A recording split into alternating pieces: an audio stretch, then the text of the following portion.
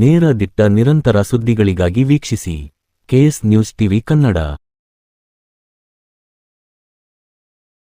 ವಿಜಯನಗರ ಜಿಲ್ಲೆ ಕೂಡ್ಲಿಗಿ ತಾಲೂಕಿನಲ್ಲಿ ವಿಜಯನಗರ ಜಿಲ್ಲಾ ಪೊಲೀಸ್ ಕೂಡ್ಲಿಗಿ ಉಪವಿಭಾಗ ಕೂಡ್ಲಿಗಿ ತಾಲೂಕಿನ ಐಬಿಯಲ್ಲಿ ಹೆದ್ದಾರಿ ಸಹಾಯಕ ಮತ್ತು ಆಂಬ್ಯುಲೆನ್ಸ್ ಚಾಲಕರುಗಳಿಗೆ ಹೆದ್ದಾರಿ ಸುರಕ್ಷಿತಾ ಅರಿವು ಕಾರ್ಯಕ್ರಮ ಶ್ರೀ ಹರಿಬಾಬು ಐಪಿಎಸ್ ಇವರ ನೇತೃತ್ವದಲ್ಲಿ ಕಾರ್ಯಕ್ರಮವನ್ನು ಹಮ್ಮಿಕೊಳ್ಳಲಾಯಿತು. ವಾಹನ ಚಾಲಕರು ಆಂಬ್ಯುಲೆನ್ಸ್ಗಳಿಗೆ ರಸ್ತೆಯಲ್ಲಿ ವಾಹನಗಳು ಚಲಿಸುವಾಗ ಚಾಲಕರು ಆಂಬ್ಯುಲೆನ್ಸ್ಗೆ ಬೇಗನೆ ದಾರಿ ಮಾಡಿಕೊಡಬೇಕು, ಏಕೆಂದರೆ ಒಂದು ಜೀವ ಉಳಿವಿನ ಪ್ರಶ್ನೆ ಆಗಿರುತ್ತದೆ. ದಯವಿಟ್ಟು ಯಾರೂ ಕೂಡ ಅಜಾಗರೂಕತೆಯಿಂದ ವಾಹನ ಚಲಿಸಬೇಡಿ ಎಂದು ಚಾಲಕರಿಗೆ ಕಿವಿಮಾತು ಹೇಳಿದರು. ಈ ಸಂದರ್ಭದಲ್ಲಿ ಎಸ್ಪಿ ಹಾಗೂ ತಾಲೂಕ್ ದಂಡಾಧಿಕಾರಿಗಳು ಮತ್ತು ಪಟ್ಟಣ ಪಂಚಾಯಿತಿ ಅಧ್ಯಕ್ಷರು ಹಾಗೂ ಸಿಬ್ಬಂದಿ ವರ್ಗದವರು ಹಾಜರಿದ್ದರು. ಎಲ್ಲ ಇಲಾಖೆ ಸಹ ಈ ಒಂದು ಕಾರ್ಯಕ್ರಮದಲ್ಲಿ ಭಾಗಿಯಾಗಿದ್ದರು. ಪಟ್ಟಣ ಪಂಚಾಯಿತಿ ಅಧ್ಯಕ್ಷರಾದ ಕಾವಲಿ ಶಿವಪ್ಪ ಇವರು ಚಾಲಕರಿಗೆ ಒಂದು ಕಿವಿ ಮಾತು ಹೇಳಿದರು. ಯಾವುದೇ ಕಾರಣಕ್ಕೂ ಧೂಮಪಾನ ಮಾಡಿ ಗಾಡಿಗಳನ್ನು ಓಡಿಸಬೇಡಿ ಎಂದು ಹೇಳಿದರು. ವರದಿ ವೀರೇ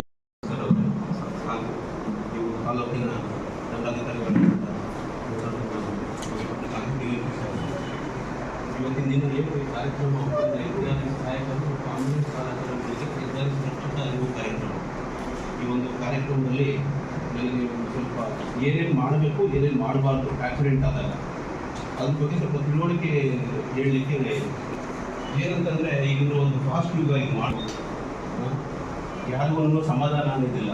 ಎಲ್ಲರಿಗೂ 80, 90, 100, 150 ಕಿಲೋಮೀಟರ್ ಫಾಸ್ಟ್ ಯಾರಿಗೂ ಸಮಾಧಾನ ಇಲ್ಲ. ಈ ಥರ ಇದ್ದಾಗ ಆಕ್ಸಿಡೆಂಟ್ ಅನ್ನೋದು ವೆರಿ ಅನ್ಫಾರ್ಚುನೇಟ್. ಇದು ಏನಾಗಿದೆ, ಅನ್ಫಾರ್ಚುನೇಟ್ ಇನ್ಸಿಡೆಂಟ್ಸ್ ಇದೆ. ಆಕ್ಸಿಡೆಂಟ್ ಅನ್ನೋ ಪದನೇ ಅನ್ಫಾರ್ಚುನೇಟ್. ಆಕ್ಸಿಡೆಂಟ್ ಆದ ಜನಗಳಿಗಿರ್ಬೋದು, ಪಕ್ಕ ಯಾರಿರ್ತಾರೆ ಅವ್ರಿಗೂ ಏನು ಮಾಡಬೇಕು ಅಂತ ಗೊತ್ತಾಗೋದಿಲ್ಲ.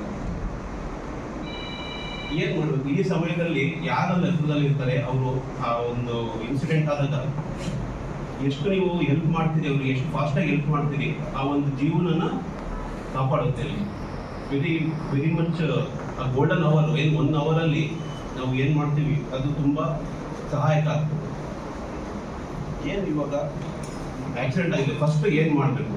ಆಕ್ಸಿಡೆಂಟ್ ಆದಾಗ ನಮ್ಮದು 108 ಆಂಬ್ಯುಲೆನ್ಸ್ ಇರ್ತದೆ. 108 ಆಂಬ್ಯುಲೆನ್ಸ್ಗಾಗಲಿ ಅಥವಾ ಹೆದ್ದಾರಿ ಆಂಬ್ಯುಲೆನ್ಸ್ ಇರ್ತದೆ, ಅದಕ್ಕಾಗಲಿ ಫೋನ್ ಮಾಡಬೇಕು. ಫೋನ್ ಮಾಡಿದ ತಕ್ಷಣ ಅವರಿಗೆ ಏನೇನು ಇನ್ಫಾರ್ಮೇಷನ್ ಕೊಡಬೇಕು ನಾವು?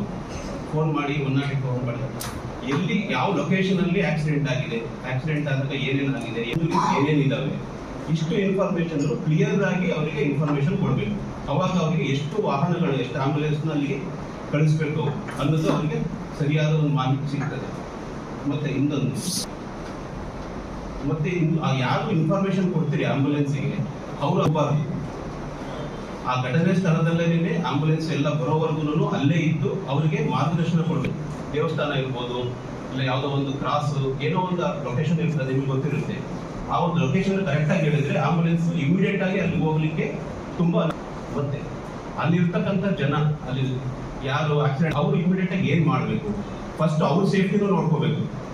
ಅಲ್ಲಿ ಆದಾಗ ಈಗ ಎಲ್ಲೋ ಆಕ್ಸಿಡೆಂಟು ರೋಡ್ ಸೈಡಲ್ಲಿ, ಲೆಫ್ಟ್ ಸೈಡಲ್ಲಿ ಆಕ್ಸಿಡೆಂಟ್ ಆಗಿರ್ತದೆ, ಅವ್ನು ರೈಟ್ ಸೈಡಲ್ಲಿ ಇದ್ದು ನೋಡ್ತಾನೆ. ಆಕ್ಸಿಡೆಂಟ್ ಆಯಿತು ಅನ್ನೋ ಒಂದು ಬಯಕೆ ಅವರು ಸಡನ್ ಆಗಿ ರೋಡ್ ಕ್ರಾಸ್ ಮಾಡಿ ಬಂದ್ಬಿಡ್ತಾನೆ. ಆದರೆ ಅವನಿಗಲ್ಲಿ ರೋಡಲ್ಲಿ ಅವನಿಗೆ ಆಕ್ಸಿಡೆಂಟ್ ಆಗೋ ಚಾನ್ಸಸ್ ಇರ್ತದೆ. ಅವನು ರೋಡು ಟ್ರಾಫಿಕ್ ಹಿಂದೆ ಆ ಕಡೆ ರೈಟ್ ಸೈಡ್ ಲೆಫ್ಟ್ ಸೈಡಲ್ಲಿ ನೋಡಿಕೊಂಡು ನಿಧಾನಕ್ಕೆ ಬರಬೇಕು. ಅವನು ಆಕ್ಸಿಡೆಂಟ್ ಸ್ಥಳಕ್ಕೆ ಬರಬೇಕು. ಆಕ್ಸಿಡೆಂಟ್ ಸ್ಥಳಕ್ಕೆ ಬಂದು ಆಕ್ಸಿಡೆಂಟ್ ಸ್ಥಳದಲ್ಲಿ ಫಸ್ಟ್ ನೋಡಬೇಕು ಏನಾಗಿದೆ ಅಂತ ಹೇಳ್ಬಿಟ್ಟು. ಫಸ್ಟ್ ಆಕ್ಸಿಡೆಂಟ್ ಆದಾಗ ಅಲ್ಲಿ ಪೊಟೆನ್ಷಿಯಲ್ ಡೇಂಜರ್ಸ್ ಏನಿದೆ ಆಕ್ಸಿಡೆಂಟ್ ಟೈಮ್ ಇದರಲ್ಲಿ. ಆಕ್ಸಿಡೆಂಟ್ ಆದಾಗ ಒಂದು ವೆಹಿಕಲ್ಸ್ ಇದಾಗಿರುತ್ತೆ, ಅಲ್ಲೇನೋ ಫ್ಯೂಯಲ್ ಲೀಕೇಜ್ ಆಗ್ತಿರ್ಬೋದು. ಅದನ್ನು ಅವಾಯ್ಡ್ ಮಾಡಲಿಕ್ಕೆ ಸ್ವಲ್ಪ ಕೇರ್ಫುಲ್ ಆಗಿ ಅವರು ಅದನ್ನು ಹ್ಯಾಂಡಲ್ ಮಾಡಬೇಕಾಗ್ತದೆ. ಮತ್ತು